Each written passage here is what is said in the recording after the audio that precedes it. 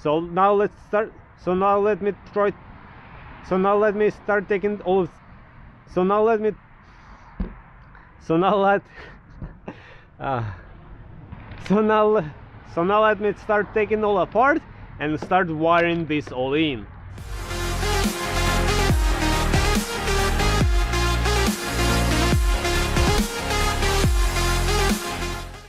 Hello and welcome to another Xterra video where I work on my truck. Sometimes I'm successful, sometimes I'm not.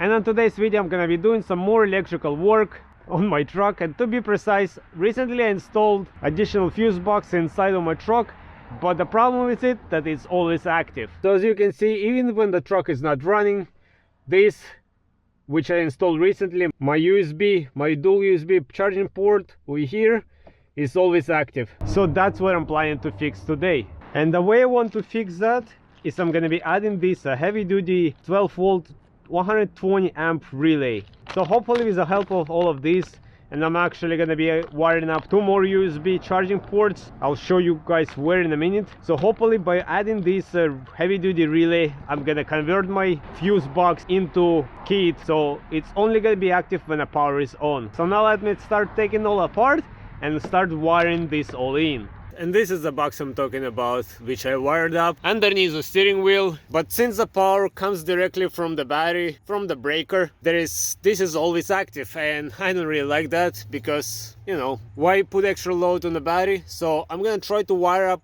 that heavy duty relay into here, and let's see how that's gonna work out. So for that I'm just gonna need my relay, a heavy duty wire, probably 6 or 4 gauge wire. This piece should be enough, a crimper, connectors, wire loom, and some zip ties. So now I'm gonna start working on all of this, wiring this in there up, and I'm gonna show you how I'm gonna make this relay active only when the truck is running. So some time ago I installed my TPM sensors over there, the monitor, and to get the power for it, not to cut any wires, I removed one of these cigarette lighters, and currently it's behind over there, very secured, and it's feeding the power through the power lead that device came with. So now my plan is to remove the second one, and I'm actually gonna wire up these 2 USB ports in here. They're duals, but this one I'm actually gonna reuse. I'm not gonna cut it either.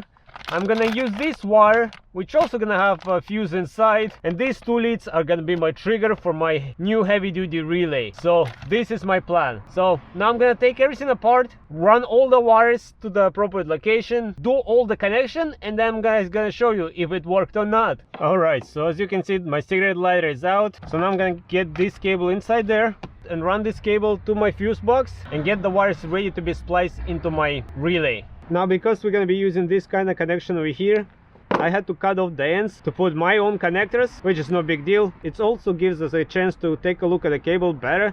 And as you can see, it's actually 16 gauge and it's solid copper. It's not aluminum cable, it's a copper cable. So that's pretty good. Alright, great. And our new wires are done. So now this can be plugged in here whenever we get the wires in place. Now, unfortunately, the original wires for this USB ports are too short, but no big deal. I just made my own 2 cables longer from a 16 gauge cable, so that's gonna be all good. We're also gonna go to our fuse box with the fuses, so it's all gonna be good. So now I'm gonna get them in place. Now originally these holes, they're a little bit too small, so all you have to do is just with a step bit, just enlarge them just a little bit, and that's it. And then they go in, no problem. So this wire over here was coming from my breaker and feeding this fuse box, but now I'm gonna take it off and I'm gonna have this relay in between, so hopefully that should do the trick. So now my plan is to put the cable coming from the battery from the circuit breaker over here, and a second little piece of cable from here is gonna go to the fuse box, and then over here I'm gonna put my trigger cables. I'm gonna put according to the diagram, the 65 is gonna be my positive cable, which is right here, and the negative cable is gonna be over here. So let's see. So this is currently how the relay looks. As you can see, I have my positive and negative coming in, and my cable on the left terminal coming from the breaker, and then I added a little piece over here, which now gonna go into my fuse box. So now I'm gonna secure everything, somewhat arrange everything, and we're gonna test it. All the wiring connection is done, and the relay is mounted over there. I screw it to the bracket over there, and just to be on the safe side, I have wrapped all the terminals around with electrical tape. Better be safe than sorry.